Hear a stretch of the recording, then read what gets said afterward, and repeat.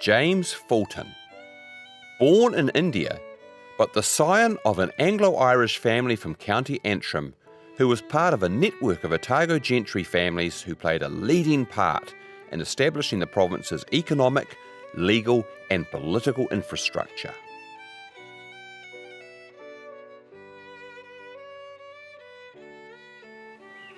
The Fultons seem to have been an Ayrshire family originally, crossing over to Ireland in the 17th century as part of the plantation of Ulster, during which the original Irish inhabitants of this area were supplanted by Protestants from England and Scotland. The Fulton family seat was here in Langberg parish, just to the north of Lisburn, and family members played a key role in the Protestant establishment here in County Antrim. Later they played just as big a role in British imperial activity in India, which is why James Fulton was born there in 1830 at a place called Otago. His father was an officer in the Bengal artillery, but after his death in India in 1836, James's mother, Eliza Stevenson, took her children home to Ireland. They lived here at Chapel Hill in Lisbon, just opposite the small Catholic chapel that preceded this modern church. Eliza Fulton wanted to make sure that her sons would have the very best opportunity to make their way in the world. So after a short time back here in Ireland, she moved again, this time to England, first to Exeter and then to Blackheath near London. She lived there with an aunt while her sons attended the Blackheath Preparatory School. Now, as a widow, Eliza Fulton was very dependent on support from a circle of friends and relatives from her time back in India, including the Velpes and their relations, the Jeffreys.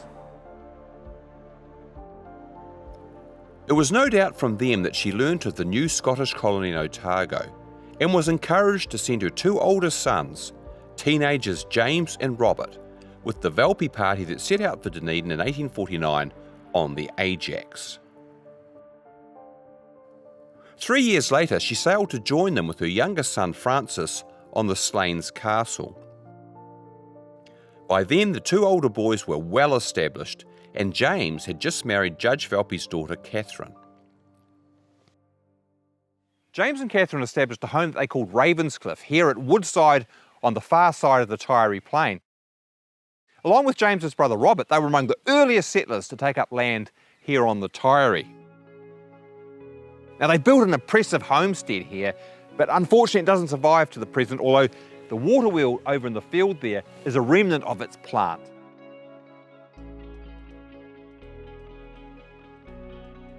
The Fultons also wanted a base in Dunedin, however, so somewhere around 1865 they built this townhouse in Caversham, which they named Lisburn House after their old home place in County Antrim. Now, it was actually Francis Fulton who lived here, but all of the family used it on visits to Dunedin.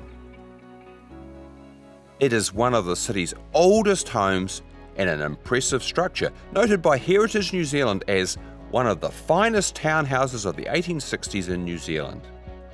Made from polychromatic bricks imported from Ireland, and in a similar style to All Saints Church in Dunedin, it was probably designed by the same architect, W.H. Clayton.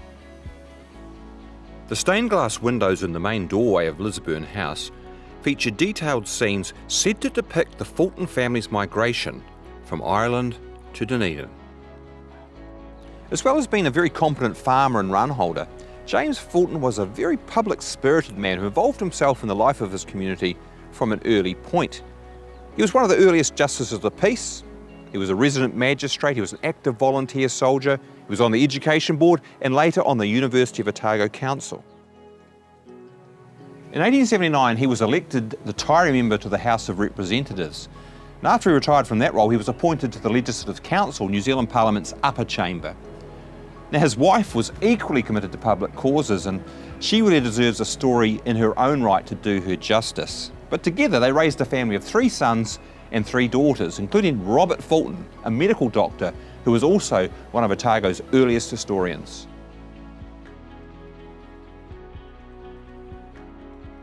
James Fulton died quite suddenly in 1891 of heart disease, aged just 61.